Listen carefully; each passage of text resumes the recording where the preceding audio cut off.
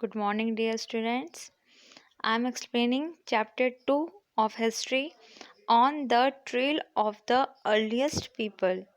बच्चों, जैसे पहले वाले चैप्टर में आपने हिस्ट्री के बारे में पढ़ा था, वैसे ही इसी चैप्टर में आप स्टोन एज के बारे में पढ़ेंगे। ओके, हिस्ट्री में बहुत तरह की एजेस आई है, उसमें से जो पहली और सबसे इम्पॉर्टेंट एज रही है जिसने कि हमारी लाइफ भी चेंज की, वो है स्टोन एज। ओके, और इसी एज में फायर की भी डिस्कवरी हुई थी। Okay, the 3 stone ages. Stone age 3 parts में डिवाइड की गई है। जैसे हिस्ट्री को आपने पढ़ा था ना, 3 पार्ट्स में डिवाइड की गई है history, pre history, proto history and history. वैसे ही स्टोन एज को भी 3 पार्ट्स में डिवाइड किया गया है, palaeolithic, Mesolithic and Neolithic. The 3 stone ages, palaeolithic, Mesolithic, Neolithic. अब देखेंगे इन सबके पीछे लिथिक लिथिक लिथिक है। All 3 words have the root word lithic in common। जैसे मैंने आपको बताया कि इन तीनों जो आपके वर्ड्स है, इनके लास्ट में लिथिक है। लिथिक का मतलब होता है स्टोन। The 3 stone edges. अब इन तीनों एजेस के बारे में आपको यहाँ पे बता रखा है कि कौन सी एज कब से कब तक थी। जैसे कि जो पहली एज है पैलोलिथिक, उसमें है 25 million to 40,000 year ago. Mesolithic age 40,000 to 8,000 BC and neolithic 8,000 to 3,500 BC।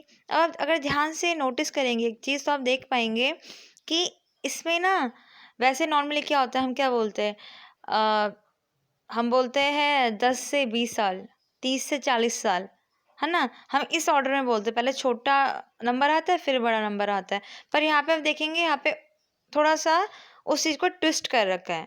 जैसे पहले यहाँ पे मेसोलिथिक में देखिए, पहले बोला है 40,000 टू 8,000 BC। देख सकते हैं आप। ओके, तो ये जो है ना बच्चों, ये क्रोनोलॉजिकल ऑर्डर है। ठीक है, मतलब डेट्स को आगे पीछे करना नहीं, मतलब जिस तरह से उन्हें मेंशन किया गया है इवेंट्स को, वो है क्रोनोलॉजिकल ऑर्डर। तो आपको मैंने पहले चैप्टर में बताया था, ये जो यहाँ पे BC लिखा है इसका मतलब है बिफोर क्रिस्ट, मतलब जीसस क्राइस्ट जी के बर्थ से पहले का यहाँ पे आपको बता रखा है। अब जो पहली एज है palaeolithic, of relating to or donating the early phases of the stone age, ये सबसे पहली एज थी, lasting about 2.5 million years when primitive stone implements were used। अब बच्चों, बहुत पुराने ज़माने में जब ये पहली एज के बारे में बता रहे हैं यहाँ पे, तो मैं आपको यहाँ पे बताना चाहूँगी कि ये वो एज थी जब इंसान मतलब ऐसी, मतलब जो मिल गया बस वो खा लिया।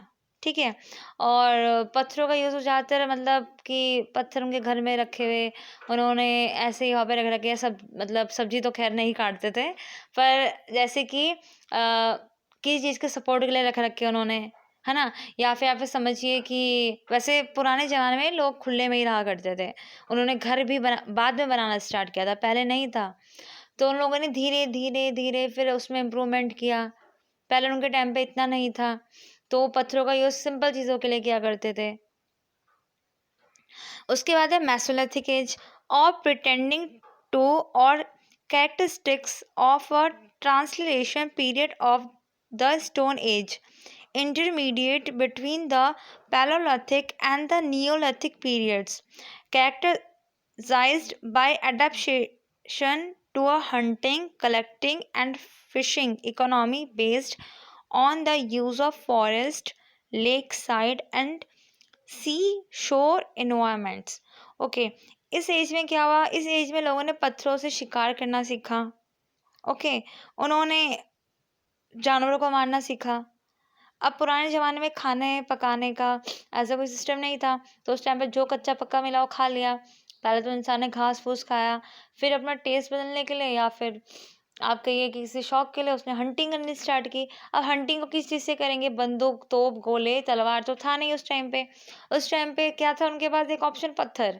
तो उन्होंने पत्थरों से भाला बनाना शुरू किया, फिर उससे उन्होंने शिकार करना स्टार्ट किया। और ये सबसे बड़ी इंपॉर्टेंट एज है यहाँ पे। ओके, नियोलिथिक एज और प्रिटेंडिंग टू और characteristic of the last phase of the stone age. ये एज स्टोन एज का लास्ट फेज है, marked by the domestication of animals, the development of agriculture, and the manufacture of pottery and textile. Commonly thought to have begun c. 9000 8000 BC in the Middle East. और ये फिर सबसे last है। इसमें जो पुराने ज़माने के लोग थे उन्होंने जानवरों को पालना भी शुरू किया। ठीक है, उन्होंने कई तरह के मतलब अब जो वो पाल रहे हैं तो उन्होंने फिर जैसे कि गाय को पाल रहे तो उसका दूध निकालना शुरू किया। तो उन्होंने बेसिक चीज़ें ना शुरू करी है। ओके, आप ये समझ सकते हैं।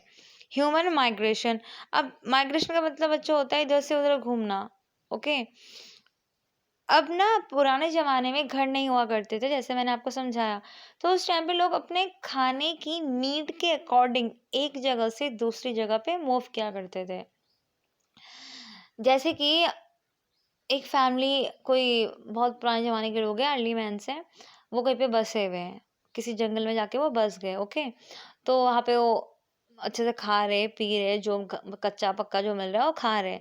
अब कुछ टाइम बाद वहाँ से जो सामान था खाने को ख़त्म हो गया, क्योंकि उन्हें उगाना वगैरह नहीं आता था, खेती बाड़ी करना इतना जानते नहीं थे।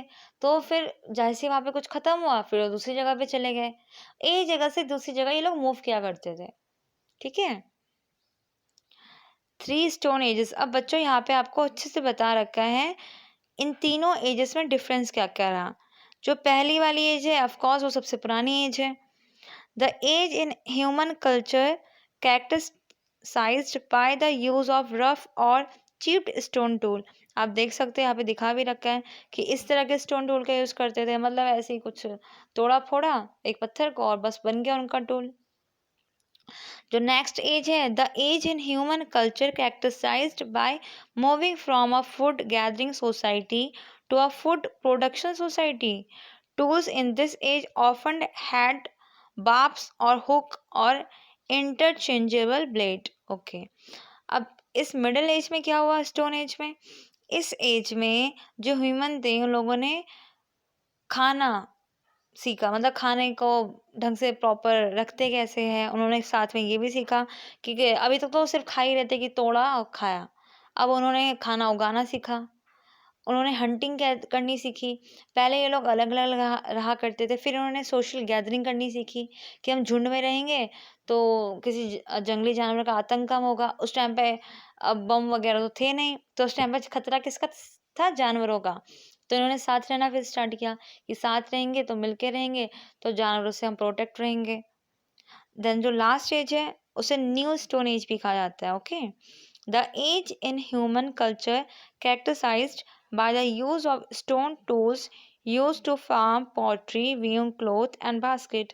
फिर अब आप देखिए पहले के ज़माने में क्या था। पहले के ज़माने अगर आप पूछोगे, मैं आपको आप एग्जांपल दे रही हूँ, तो लोग पानी भरने के लिए अगर आप दादा नानी से पूछेंगे तो वो बताएंगे कि हम पानी भरने के लिए दूर कभी किसी कुएं में या किसी तालाब या कहीं जाया करते थे।